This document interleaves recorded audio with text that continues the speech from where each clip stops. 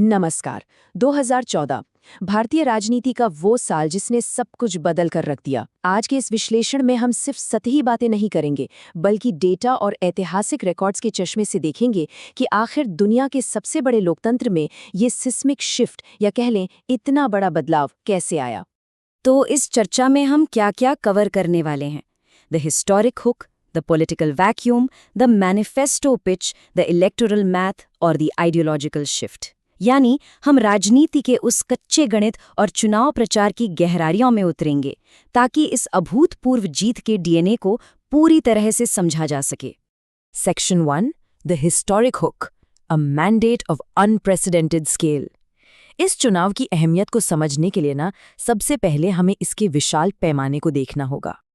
जरा इस नंबर पर गौर कीजिए, 83 करोड़ 40 लाख।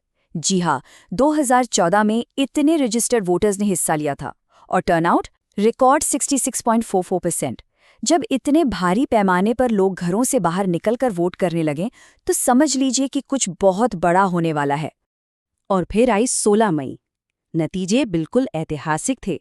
भारतीय जनता पार्टी ने 282 सीटें अपने नाम की। 1984 के बाद पहली बार ऐसा हुआ था कि किसी एक पार्टी ने अपने दम पर बिना किसी गठबंधन की मजबूरी के पूर्ण बहुमत हासिल किया हो। दूसरी तरफ सत्ता में बैठी भारतीय राष्ट्रीय कांग्रेस सिर्फ 44 सीटों पर सिमट गई, जो उनका अब तक का सबसे खराब प्रदर्शन था। Section 2, the political vacuum, the UPA's downfall. अब सवाल उठता है कि ये सब अचानक हुआ कैसे? इसे समझने के लिए हमें उस राजनीतिक शून्यता यानी पॉलिटिकल वैक्यूम को देखना होगा जो सत्ताधारी यूपीए सरकार के पतन से बना था। अगर हम अकादमिक विश्लेषणों को देखें तो तस्वीर एकदम साफ हो जाती है। यूपीए का दूसरा कार्यकाल कई विवादों में घिरा था।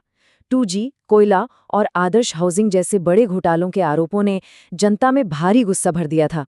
उस पर से इकोनॉमी सुस्त थी, महंगाई आसमान छू रही थी, लीडरशिप में फैसले लेने की कमी साफ दिख रही थी और हाँ, देश भर में चल रहे भ्रष्टाचार विरोधी आंदोलनों से निपटने का तरीका तो मानो सरकार के लिए सुसाइडल साबित हुआ। साथ ही सरकार और पार्टी के बीच पावर का जो एक अजीब सा बंटवारा था, उसने भी काफी नुकसान पहुंचाया। ये कोटेशन इस बात को बिल्कुल सही तरीके से बयां करता है कि यूपीए सरकार के प्रति जनता का भारी असंतोष एक अहम कारण बना, जिसने कांग्रेस पार्टी के पतन की पटकथा लिखी। इस भारी असंतोष ने चुनावी अस्थिरता को 20% के पार पहुंचा दिया। इसका सीधा सा मतलब था कि मतदाता अब बहुत ही बड़े पैमाने पर विकल्प तलाश रहे थे। Section 3, the manifesto pitch, development and governance. इसी शून्यता के बीच एंट्री होती है बीजेपी के 2014 के घोषणा पत्र की, जिसने एक बिल्कुल नया और अलग विजन पेश किया। कैंपेन में मतदाताओं के सामने दो एकदम अलग अलग रास्ते रखे गए। एक तरफ यूपीए का अप्रोच था जो अधिकारों पर आधारित कल्याण और सब्सिडी पे टिका था, और दूसरी तरफ था बीजेपी का वादा, मजबूत इंफ्रास्ट्रक्चर, ई गवर्नेंस, 100 नए स्मार्ट शहर और एक बिजनेस फ्रेंडली माहौल बनाने का। चॉइस बिल्कुल क्लियर थी। सबका साथ सबका विकास की थीम के साथ इस मैनिफेस्टो ने जनता की हर बड़ी शिकायत को एड्रेस किया। महंगाई रोकने के लिए प्राइस स्टेबलाइजेशन फंड, काले धन पर नजर रखने के लिए खास टास्क फोर्स और टैक्स सिस्टम को आसान बनाना।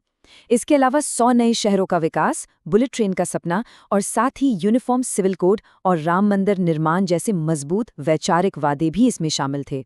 Section 4, the electoral math, a multiplier effect. वादे तो ठीक हैं, लेकिन वो कौन सा गणित था जिसने इन वोटों को सीधे एक पूर्ण बहुमत वाली सरकार में बदल दिया? ये हिस्सा सच में बहुत दिलचस्प है। सुनने में थोड़ा अजीब लग सकता है, लेकिन संसद में इतनी प्रचंड जीत के बावजूद बीजेपी को कुल लोकप्रिय वोटों का सिर्फ 31% ही मिला था।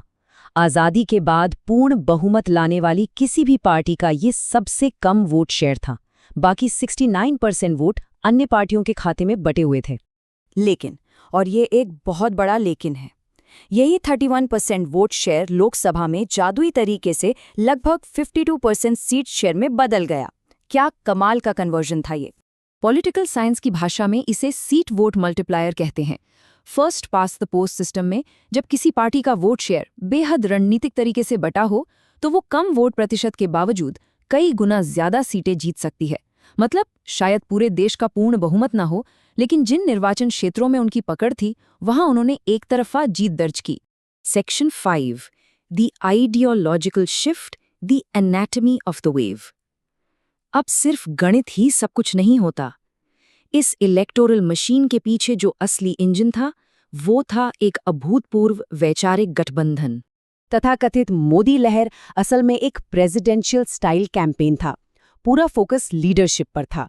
नरेंद्र मोदी को एक ऐसे मजबूत नेता के तौर पर पेश किया गया जो आर्थिक विकास ला सकते हैं। उन्होंने खुद को एक हिंदुत्व आइकन और साथ ही एक प्रो बिजनेस रिफॉर्मर के तौर पर स्थापित किया, जिसमें गुजरात के मुख्यमंत्री के रूप में उनके ट्रैक रिकॉर्ड का भारी इस्तेमाल किया गया। नेशनल इलेक्शन स्टडी का डेटा एक बहुत ही दिलचस्प कहानी बताता है। बीजेपी ने बड़ी ही चतुराई से अपने पारंपरिक सामाजिक रूढ़िवादी मतदाताओं को उन नए मतदाताओं के साथ जोड़ दिया जो आर्थिक मुद्दों पर राइट विंग या दक्षिणपंथी झुकाव रखते थे। कैंपेन में एक साधारण बैकग्राउंड से आने वाले नेता की छवि का बहुत असर हुआ। पार्टी ने अपने पुराने उच्च जाति वाले बेस को तो बनाए रखा, लेकिन साथ ही ओबीसी, दलितों और आदिवासी समुदायों से भी ऐसा अभूतपूर्व समर्थन हासिल किया जिसने पुरानी जातियों और वर्गों की दीवारों को काफी हद तक तोड़ दिया। ये एक ऐसा सोशल कोएलिशन था जो पहले कभी नहीं दिखा। एकेडमिक सर्वे हमें बताते हैं कि ये एक साफ राइट वर्ड कंसोलिडेशन था। उस वक्त का भारतीय मिडिल क्लास, जो सुस्त अर्थव्यवस्था से परेशान हो चुका था, उसने राज्य नियंत्रित अर्थशास्त्र की पुरानी सोच को पीछे छोड़ दिया। उन्हें अब कम रेगुलेशन और कम सब्सिडी वाली नीतियां चाहिए थी। तो इस पूरे विश्लेषण के बाद हमारे सामने एक बड़ा सवाल खड़ा होता है। ये ऐतिहासिक जनादेश काफी हद तक हिंदी भाषिक क्षेत्रों में केंद्रित था और उस समय की एक विशेष सत्ता विरोधी लहर का नतीजा था।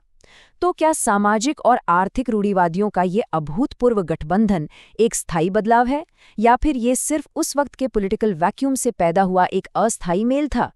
इस सवाल का जवाब भविष्य की राजनीति को समझने के लिए बहुत जरूरी है। आज के इस विश्लेषण में हमारे साथ जुड़ने के लिए बहुत बहुत शुक्रिया।